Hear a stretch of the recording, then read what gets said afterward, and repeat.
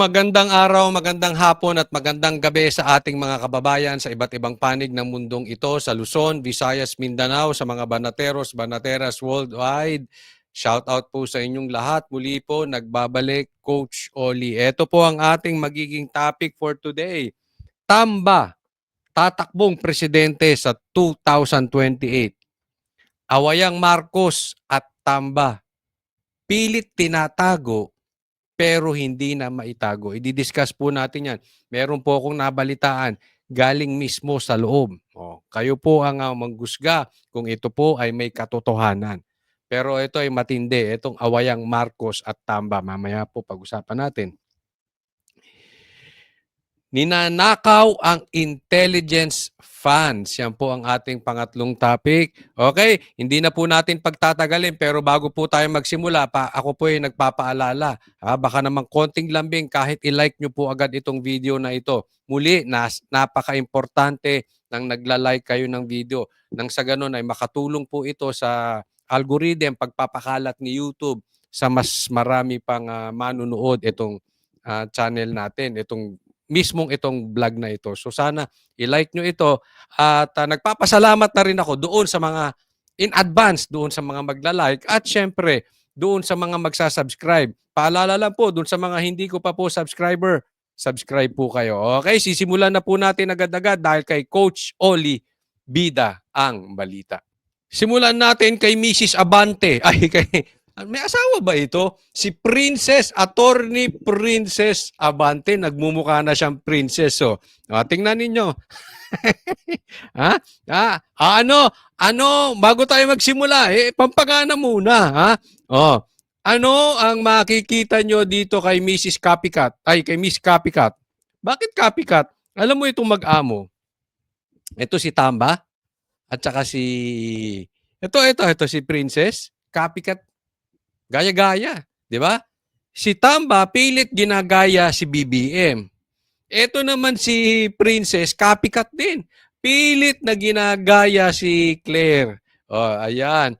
Tingnan mo ngayon, di ba? Nung unang lumabas ito si Princess, parang pinabili lang ng suka. Sa katunayan, sa Facebook, binabanat-banatan to. Mag-ayos ka naman. Mag-ayos ka. Tingnan nyo naman ngayon. Tingnan nyo ang make-up. Pak na pak! Uy! Parang hindi na siya mukhang pinabili ng suka. Mukhang pinag-grocery na siya sa supermarket. Mukhang, sige, mamili ka dyan sa marketplace or sa SM Annex. Tingnan mo naman, may ano pa talaga. With matching. Anong tawag ba dyan sa babae?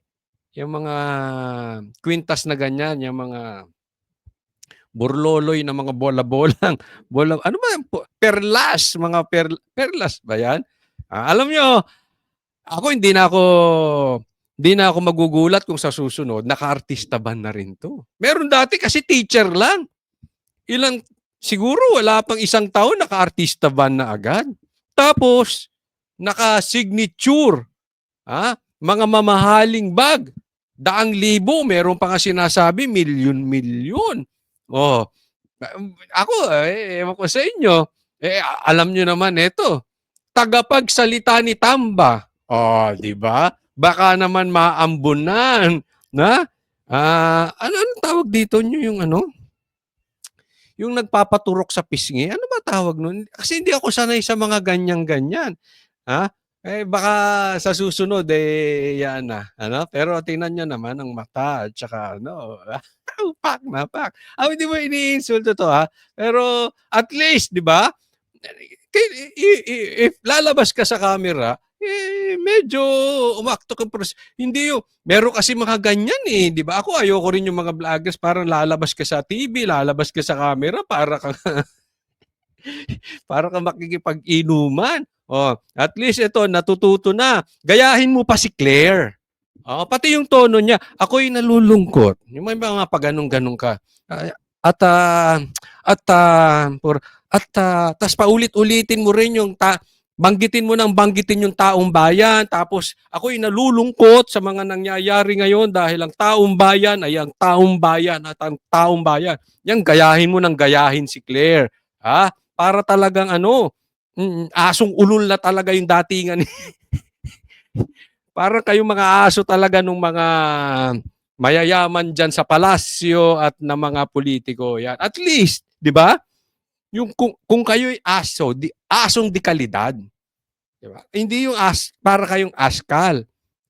Tingnan mo si Torre, 'di ba? Pero ewan ko si Torre kung pag inayusan ba 'yun malalayo yung kanyang itsura kay Diwata o talagang kahit anong ayos gawin mo kay Torre, ah, aayos. Pero improving, improving. Okay, sabi naman sa Banateros, 'pag tama palakpakan, tama 'yan. Nagdadamit ka na ng maayos at nagme-makeup ka na at hindi ka parang si Franz Castro na haharap sa TV parang pinabili lang ng suka. O sige, diretso na po tayo sa balita. Don't you find it suspicious that the ombudsman will identify the house as a complainant? Bakit nga, 'di ba? Pero again, ang sasagutin ko lang sa inyo yung factual na meron ako. Ang mga tanong na yan, tatanungin ko din. Bastos! Batas! Ha? Eto, ulit. Spokesperson tinatanong, yung ihahain sa ombudsman, ang complainant, bakit tinuturo ang house?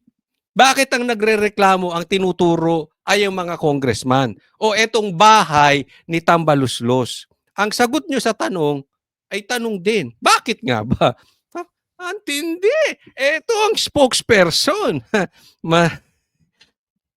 Matanong ko na rin kayo. Ilagay nyo na rin sa comment section. Type nyo yung makeup, type nyo. Ayos ba? Gumanda naman. Sige, diretso sa balita. Tatanungin ko din. Hindi ang House of Representatives ang naghain ng mga reklamo laban kay Vice President Sara Duterte. Anong balita? Hindi ang House o hindi ang House of Tamba ang naghain ng reklamo, ng complaint laban kay VP Sara sa Ombudsman. Okay? Huwag niyo kakalimutan, that is very important. Sa Office of the Ombudsman, kaugnay ng umano'y maling paggamit sa confidential funds ng kanyang tanggapan at Department of Education nang ito pa ang kalihim nito. Binigyang din ito ni Attorney Princess Abante, tagapagsalita ng House of Representatives. Ito ay matapos lumabas ang direktiba ng Ombudsman sa Office of the Vice President at mga isinasangkot na kawani ni VP Sara at DepEd kung saan pinaghahain ang mga ito ng counter affidavit at iba pang supporting documents kaugnay ng mga aligasyon laban sa kanila. Sa direktiba, ang House of Representatives Committee on Good... Ako sa tingin ko, sa tingin ko lang, hindi bobo ang Ombudsman. Kasi diyan pa lang alam mo political. Bakit mo kukwestiyonin yung confidential funds ni VP Sara? Sa lahat nga, siya halos ang pinakamababang confidential funds compared kay Marcos. At doon pa sa ibang mga secretary, etc., lahat po yan meron. Siya ang pinakamababa. And I don't think na ganun ka-stupid itong ombudsman para maniwala dito sa pakana ng House. Kasi alam naman nila yung katotohanan. Di ba? Bakit si VP Sara lang ang inaay? Siya lang ang talagang fino-focus, nililaser, kumbaga. Sara tayo, Sara, sirain si Sara, ganun. Di ba?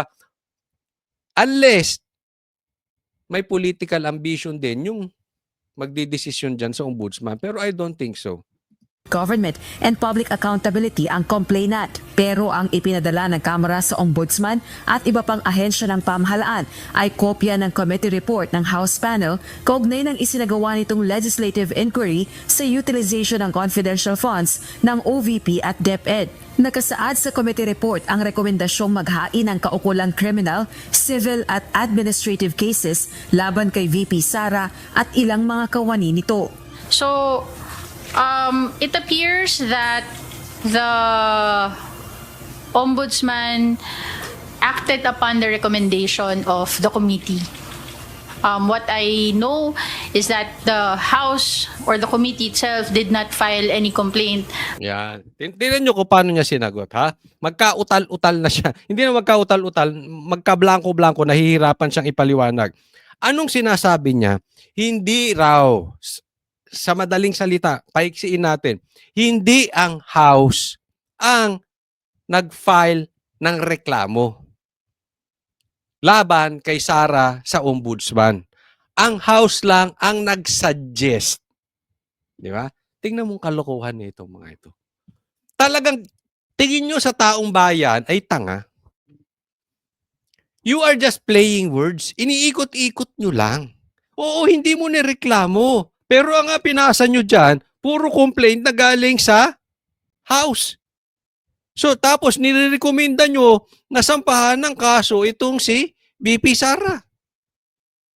Oh, anong kalokohan yun?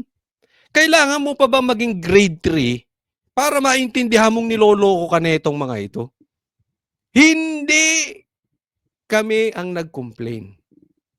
Nag-suggest lang kami. Uli, pakinggan nyo kung kaano kaloko-loko itong mga ito. Tingnan nyo sagot niya.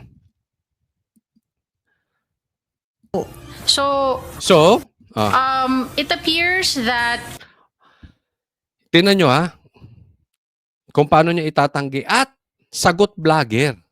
Sagot iwas pusoy. It appears.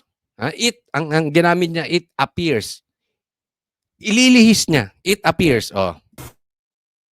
the ombudsman acted upon the recommendation of the Ayan, committee. parang ipinasa niya sa ombudsman. It appears that the ombudsman acted upon the committee. Okay? So, yung ombudsman ang gumalaw. What I know What I know, ang alam ko, is that the House or the committee itself did not file any complaint, but it appears that the ombudsman acted upon the recommendation. June ayan, sabi niya, ang pagkakaalam ko, hindi ang House ang nag-complain, sila lang ang nag-suggest. Ang pagkakaalam ko, wala kaming pakialam sa pagkakaalam mo. Lagi itong ganito sa aking paniwala, it appears. Sa pagkakaalam ko. Alam mo kung bakit? Exit yan. Ang tawag dyan, kailangan may exit. Para pag may nagreklamo, pag nabulilyaso, pag naipit sila, so sabihin ko, ano lang naman to sa pagkakaalam ko. Pero hindi yan yung ginawa talaga ng House. Hindi ka pwedeng magsalita dyan nang parang hindi ka sigurado. Paalala ko lang, Attorney Princess Abante, hindi ka vlogger. Iba yung pagkaka-vlogger. Kaya po, pinipilit natin, yung arte ni Claire, nung siya ay vlogger, hindi niya dapat dinala nung naging spokesperson siya. Nauunawaan nyo? Kasi kami mga vlogger, nagko-komentaryo kami based on our opinion sa balita. Kasi hindi kami tagapagsalita ni Numan. Yung sinasabi ko dito ay hindi salita ni Duterte. Yung sinasabi ko dito ay hindi salita ni Pastor. Yung sinasabi ko dito ay hindi salita ng SMNI. Salita ko yun. But you are different. Tagapagsalita ka ng House. Tapos hindi ka straight to the point. What I know, ang paniwala ko, may mga ganyan-ganyan ka pa. Wala kaming pakialam sa paniwala ninyo. Wala kaming pakialam sa alam nyo. Spokesperson ka ng House, gusto namin marinig kung ano ang stand ng House. Ano ang plano ni Tamba? Wala akong pakialam sa'yo, wala kaming pakialam kay Claire. Kung hindi lang kayo magsasalita sa bibig ng inyong mga amo, wag na kayo magsalita dahil walang pakialam ang taong bayan sa inyo. Naiintindihan? Ang problema sa inyo, iiwas pusoy kayo May pagganyan-ganyan din si Claire hindi, sa akin lang, wala kaming pakialam sa inyo. Huwag niyong iiwas pusoy sa amin yung presidente. Huwag niyong iiwas pusoy sa amin yung Speaker of the House. Sa katunayan, Speaker of the House, may spokesperson siya, dalawa pa. Huwag kayong nagtatago sa palda ng mga babae. Nakakahiya kayo. Di ba? Huwag ka nang magpa-press con. Kung ang maririnig namin is yung opinion mo. Kung gusto mo ng opinion, mag-vlog ka. Lumayas kayo dyan. It appears that the Ombudsman acted upon the recommendation. June 10, pinagtibay ng plenaryo ng Kamara ang committee report, samantalang June 16 ito natanggap ng Ombudsman. June 19, naglabas na ng direktiba ang Ombudsman para sa Office of the Vice President at mga isinasangkot na kawani ng tanggapan at DepEd. Hindi Alam nyo, naman masagot ng abogada ang tanong kung ano ang implikasyon ng direktiba ng Ombudsman sa nakaambang impeachment trial ni VP Sara. alam nyo, ito, bago tayo pumunta rito kay Attorney Princess. Ang sagwa talaga ng pangalan. Pero kumukunti bumabagay na. But anyway, naitanong ko to, pwede ba yan? Natanong ko to sa abogado, no? Pwede naman daw kasi iba daw yung impeachment at iba naman daw yung kaso sa ombudsman. Yung sa impeachment, hindi ka lang makakapag-hold ng office, ito may mga penalties tong sa ombudsman. Posible naman daw.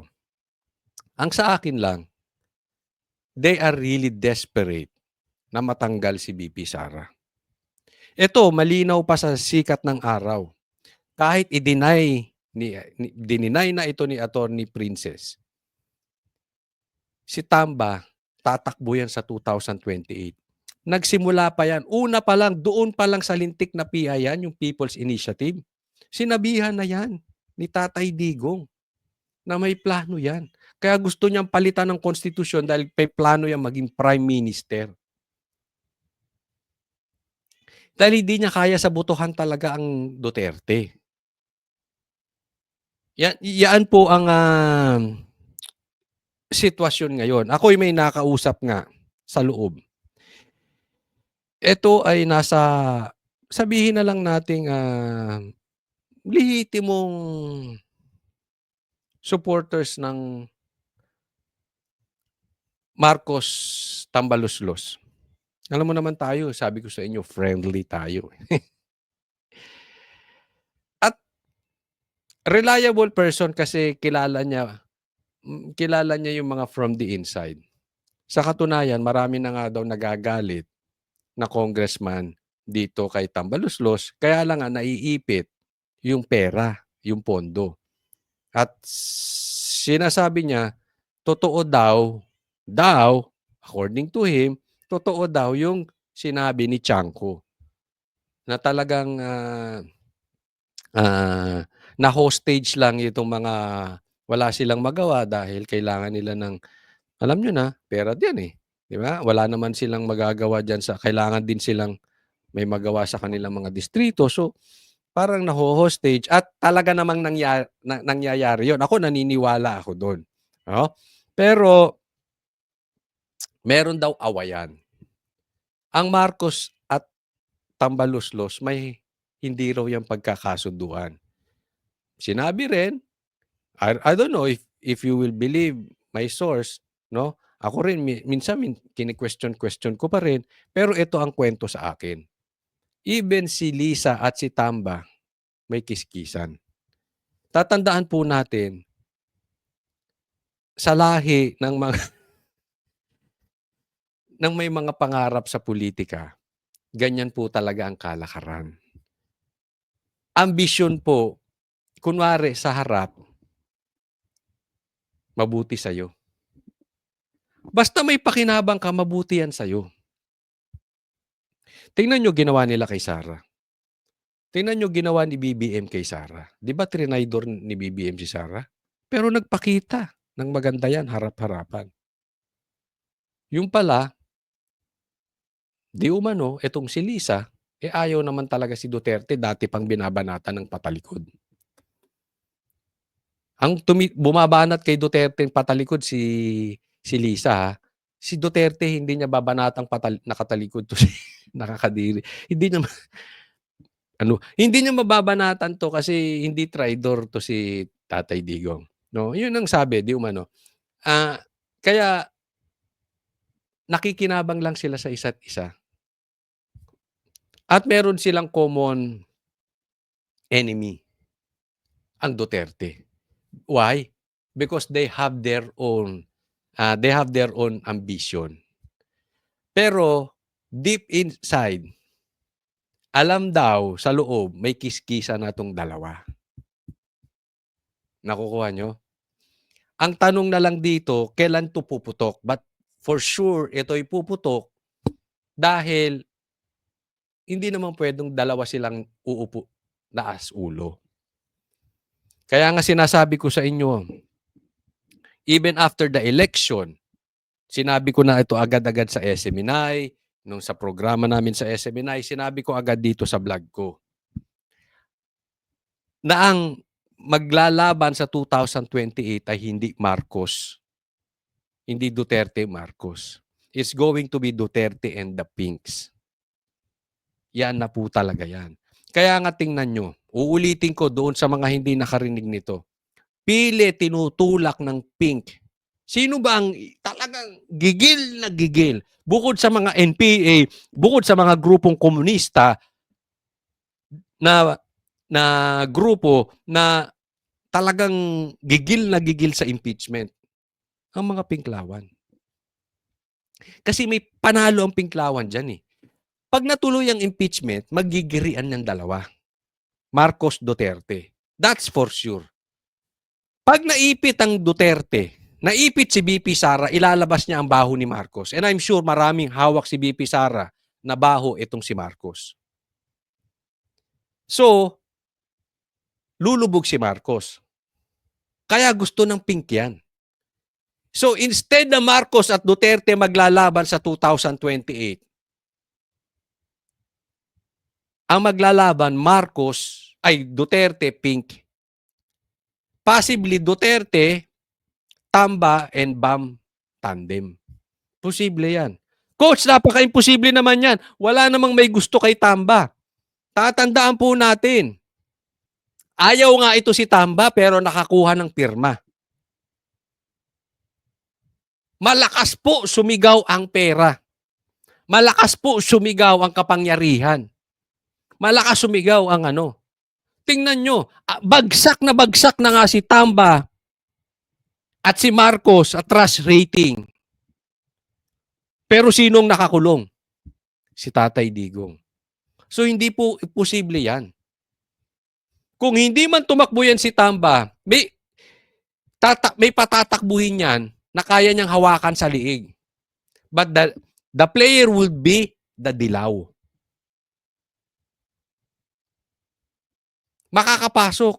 Di ba nabura na sa balat ng lupa yung mga Dilaw?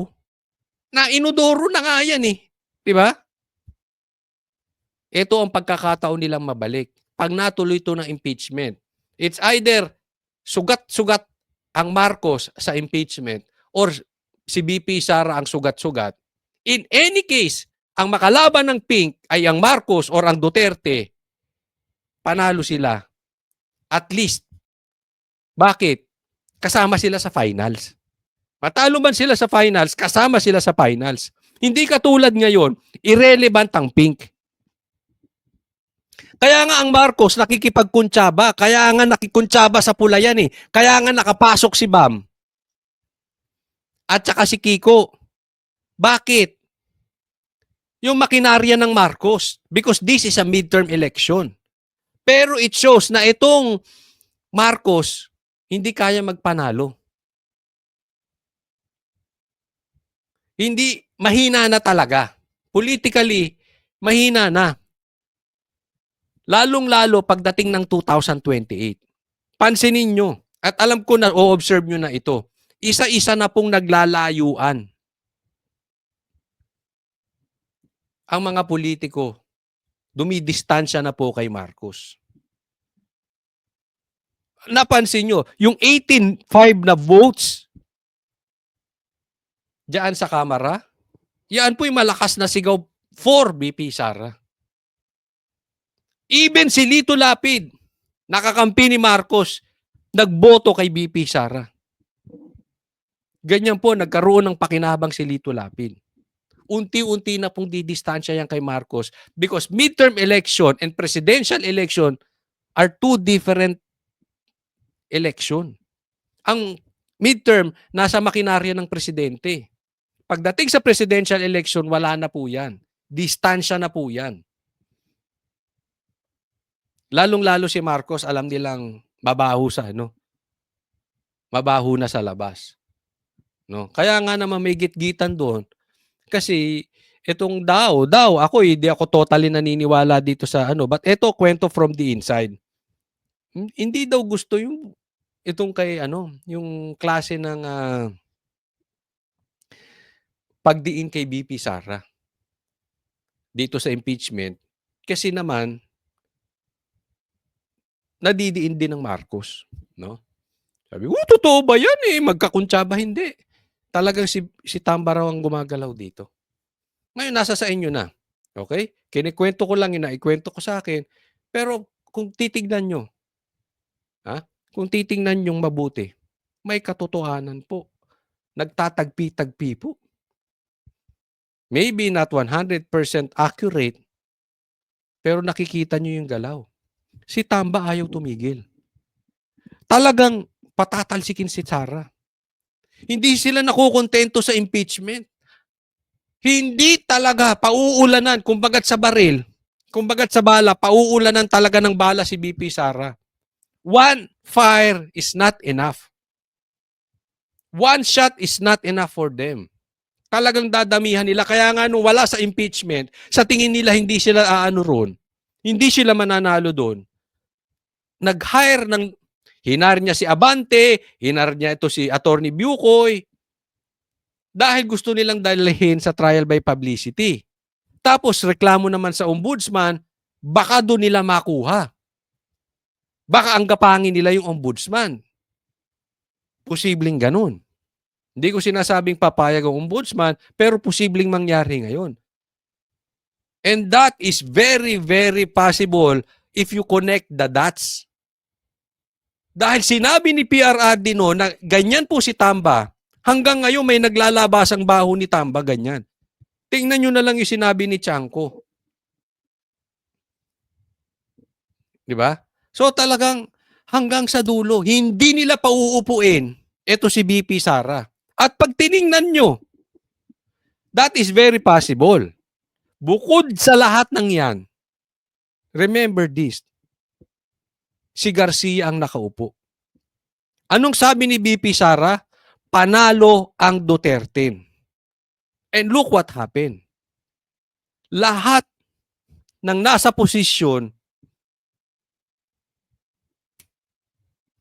nasa bulsa nila. Isang ganun lang nila sunod. May katotohanan ba? O opinion mo lang, Coach Oli? You connect the dots. Tingin nyo, nangyayari ba ngayon? So, if you have Garcia, hawak mo ang pondo ng House. Gaya ng sabi ni Chanco. Nabili nga yung pirma. Plus yung trial by publicity. Posible yan. Posibleng Tamba at Bam Aquino. Collaboration sa Pink. Tandaan natin. Hindi po natin pwedeng biruin ang Pink dahil ang Pink nabura. Galit na galit yan sa Duterte. They are all out. Tingnan nyo ngayon ang galawan ng Pink. Tingnan nyo ang galawan ng komunista. They are all out para idiin ng Duterte. They will not allow another Duterte na makaupo dahil tatamaan sila. Unang tatamaan dyan mga komunista. May mga pondo yan. Tandaan nyo, ang drug lords galit sa Duterte. At ang daming pera niyan.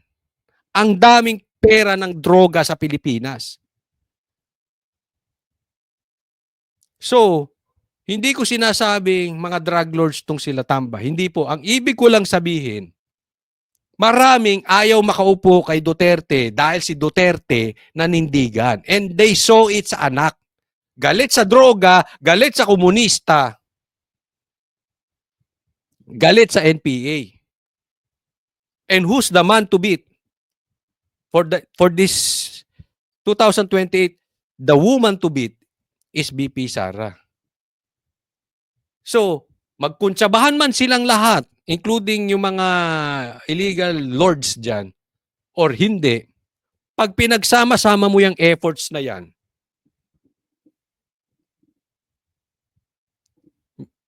delikado pa rin. Okay? So, huwag tayong magpapahinga dapat dito. Kailangan nakabantay talaga tayo rito. That is very important. Hindi po ito ako, okay? I still believe BP Sara will win 2028. Ang mandato nasa kanya eh. Okay? Gusto siya ng tao. But one lesson, look at Duterte party list, Duterte Youth Party List. May botong 2.3, 3 upuan, hindi pinaupo. Look at Congressman Uy. Dineclare, na-proclaim, panalo, biglang nasilipan. Paano kung biglang silipan ng COMELEC? Paano kung biglang silipan ni Garcia si BP Sara?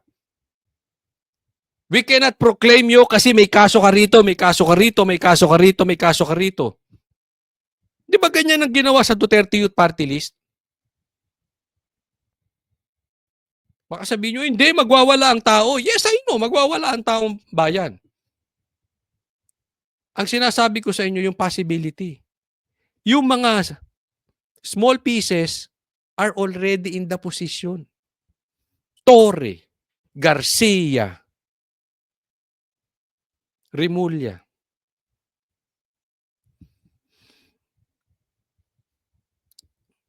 Lahat po yan. Di ba? Lumabas naman eh. Hindi po ako nagsabi niyan. Lumabas sa hearing yan. That they are all out against Duterte. So mahirap pong kalabanin yan. No? Kaya nga, ang lesson dito, tayo patuloy sumigaw sa social media. Ako, sa tingin ko, dapat talagang mag-resign na si Garcia. Malaking bagay yun. Sinabi ng taong bayan, panalo.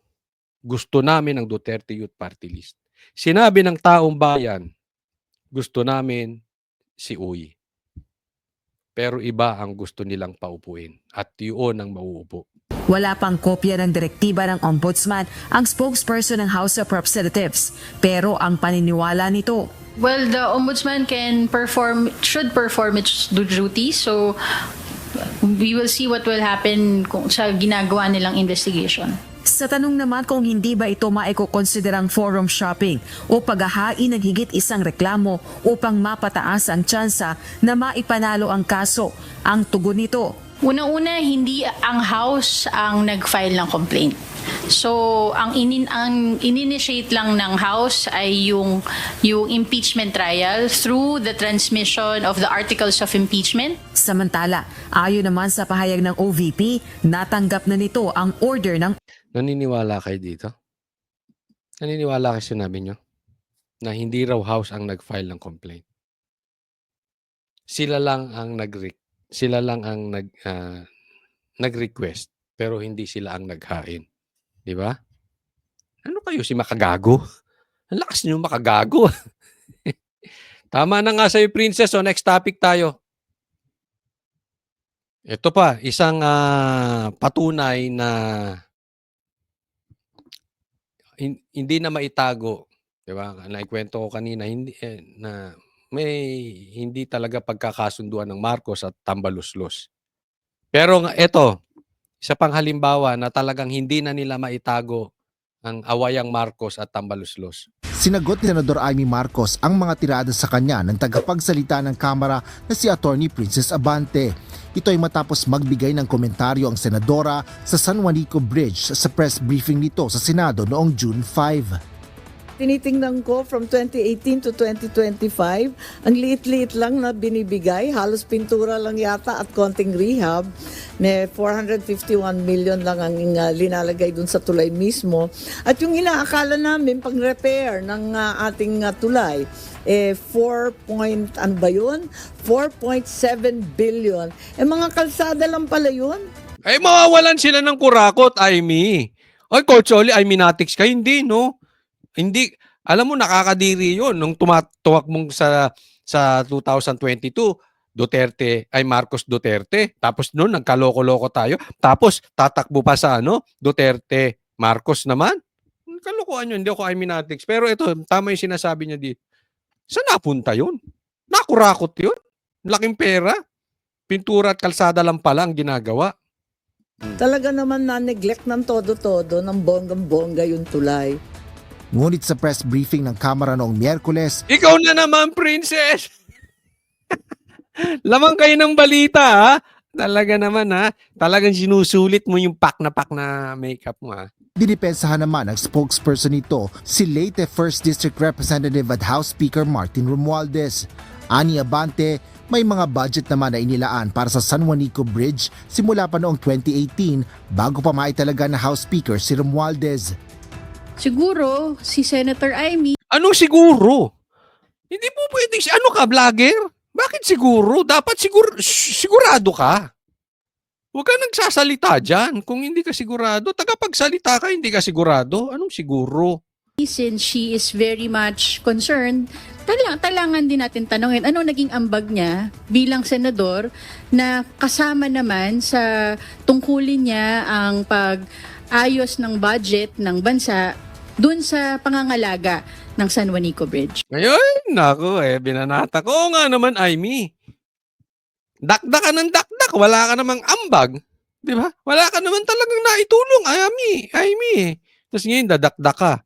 O, di tatama. Sabi nga sa Banateros, pag tama, palakpakan. Pinalakpakan kita dito. O baka sabihin nyo, hindi ko pinapalakpakan si Princess. O, palakpakan natin yan, no? Malaki yung tenga. Totoo naman Anong naambag mo, Aimee? Alaus. Wala kang niambag dito sa Pilipinas. Hindi, doon lang sa San Juanico Bridge. Ikaw naman, Coach Oli, masyado ka excited. Anong ambag mo? Yeah.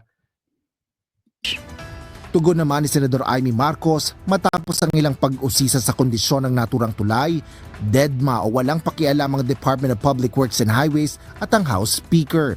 Sinabi pa ng senadora na siya pa mismo ang nagtanong kung saan nilaan ang 4.7 billion pesos na pondo mula sa General Appropriations Act para sa iba't ibang proyekto sa Maharlika Highway. Sentimiento pa nito na ang San Juanico Bridge ay binuo ng kanyang ama na simbolismo ng katatagan at pagtutulay ng kalinga ng pamahalaan papunta sa mga mamamayan. Ngunit ngayon anyang pinagdududahan ng tibay at serbisyo ng tulay ay si Senador Amy pa rin ang hinahanapan ng solusyon. Buwelta pa ng mambabata sa House spokesperson bakit siya bilang senador ang hinahanapan ng aksyon at hindi tanungin ng amo nito na doon nakatira na tumutukoy kay Romualdez. Dagdag pa ng Oo nga no, tambaluslos. Wala ka taring silbi, diyan ka nakatira tapos hindi mo naayos ang paligid nyo. Kamusta kaya ang probinsya? Sino dito ang taga-probinsya ni Tambaluslos? Maayos ba yung lugar ninyo? Yumayaman ba o siya lang ang mayaman? Nagtatanong lang. O, diyan ka pala nakatira, ba't di mo naayos yan? Saan napupunta ang budget dyan? Kine-question ni Aimee. O, pinapalakpakan ko si Aimee ha. Sige, questionin mo yan. Questionin mo talaga yung saan napupunta yung kurakot dyan. O, kita mo ha. Si Aimee pinalakpakan ko. Si Princess pinalakpakan ko. Pero Aimee, matanong kita, ano nga bang naging ambag mo? Putak ka ng putak. presidential sister, sana siya na lang ang nagpresidente kung lahat sila ay sa senadora nakatingin. Ay, may ganun. May kasabihan. Actually, this is a Bible verse. The abundance of the heart, the mouth speaks. Kung ano ang laman ng puso, yan ang inilalabas ng bibig. Oh. Tanungin ko kayo, mga kalalakihan.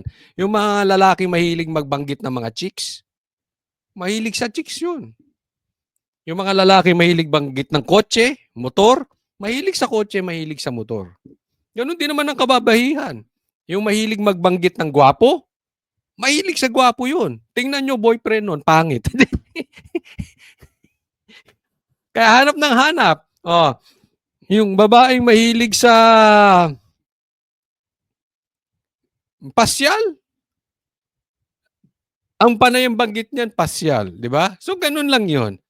Ako, naniniwala ako dyan kung ano madalas banggitin, yun yung nasa puso. No? Eh, mukhang may plano talaga to si ano. Ha? Sana hindi ka gumaya sa kapatid mong budol, pero palagay ko, budol ka rin. Budol ka rin. Pero tingnan natin. Ha? Pero ayan ang dulo niyan. Gusto nito maging presidente, pambihira. Pilipinas kung mahal, hindi na tayo nagsawa. Hindi na tayo natuto, hindi na maaalis sa buhay natin ng Marcos. Hanggat hindi maalis sa buhay natin ng Marcos, hindi tayo aasenso. Ay, ang dami pa namang nabubudol nito. Yung iba nga, matatalino pa. Nabubudol. Pero, may alam ako. Pero hindi ko na lang sasabihin. Bakit sila nabubudol? Public knowledge naman yun. Alam naman lahat ng mga vloggers yun eh. Sige, tuloy.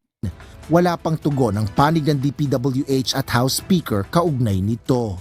Assure ka dapat Pero tingnan mo ha. Yung tagapagsalita ni Tamba, binabanata na si Amy. Diyan pala makikita nyo, may problema na. BBM, Amy, Lisa, Amy, Tamba, Amy, Tamba, BBM. Sila magulo. Kasi lahat yan gustong pumalit kay BBM. Si BBM naman gusto ma-retain ang posisyon.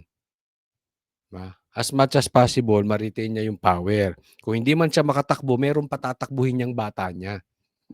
No? So lahat siya nagtatalo-talo. For what? Money, power, fame. Greedy. Ganyan po yung mga yan.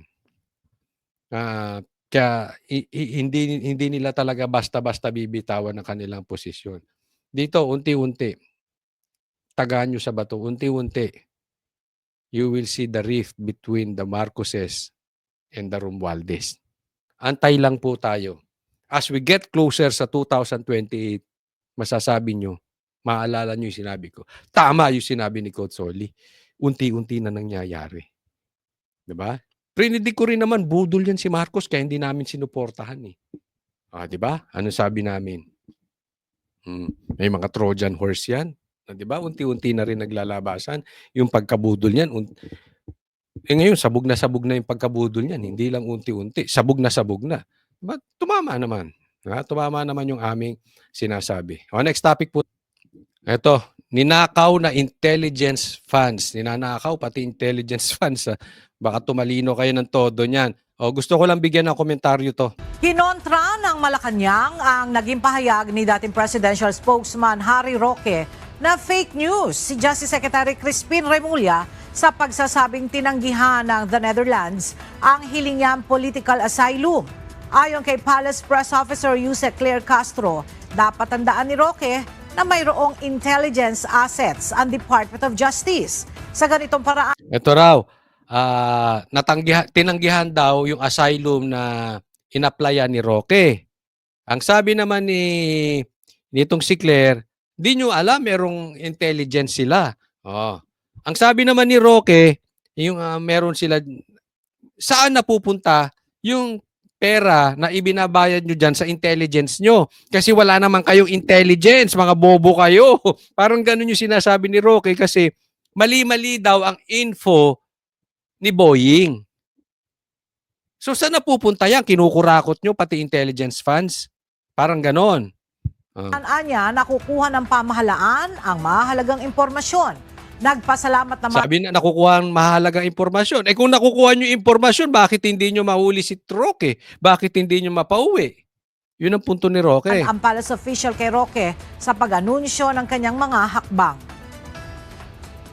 Siguro po, wag natin kalimutan na may intelligence assets ang Department of Justice at ibinibigay nila ang mga karapatang impormasyon sa Department of Justice. At nagpapasalamat tayo because Attorney Harry Roque has been telegraphing his punches. Sinasabi niya, nagpapasalamat tayo dahil telegraph yung binibitawan ni Roque. Ibig niya sabihin, parang doon, yung kadadaldal mo, Roque, nalalaman namin yung hakbang mo.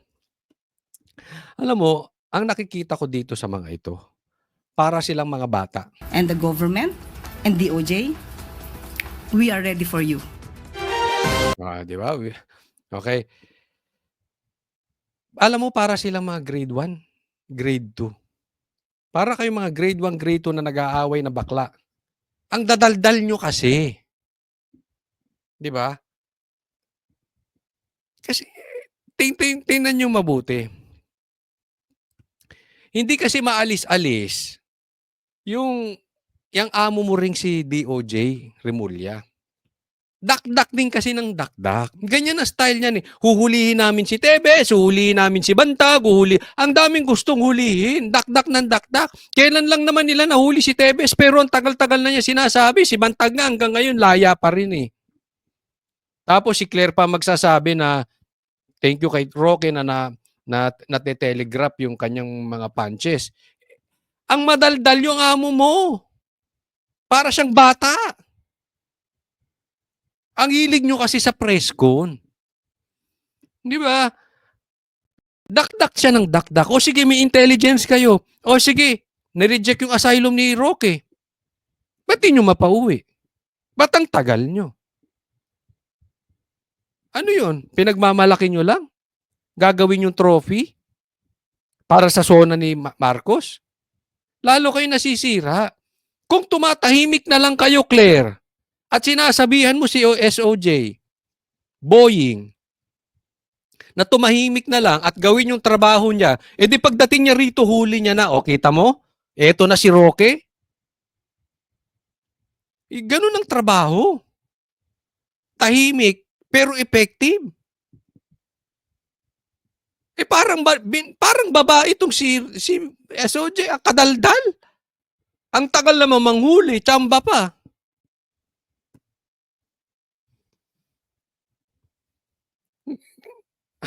Ilan na ba yung sinabi niyang mahuhuli niya? Tapos masisisi mo si Roque? Siyempre sasagot yun. Pinipake news nyo eh. So hindi natin alam kung sino nagsasabi ng totoo. Si Remulla o si Roque. Na-deny nga ba ang asylum o hindi na-deny? Pero sa akin hindi yun ang issue. Anong nangyayari sa gobyerno mo, Marcos? Puro kayo optics. Puro kayo pintura sa labas. Puro kayo panglabas lang. Gawin nyo yung trabaho ninyo. Ito try nyo. Trabaho muna, resulta muna, bago announcement. Kasi kayo, puro kayo announcement, bago magtrabaho, bago resulta. Kaya mas marami pa kayong tingnan mo si Tory kung anong ginagawa ngayon. Vlogger na rin ata ito si Tory. Ka-desperate niya na mag-viral. Pati si Rendon kinuha. Tingnan mo utak ng gobyerno na pinagsisilbihan mo, Claire. Kung gaano ka-cheap. Magtrabaho muna kayo. Huwag kayo puro Mr. Announcement, Mr. Mrs. Announcement kayo, attorney announcement kayo.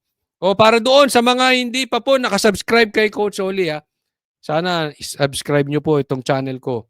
And huwag pong kakalimutan, very important po yung like. Maraming salamat po sa sumusubaybay dito sa channel ko. Para sa Diyos at Pilipinas nating mahal, Coach Oli po.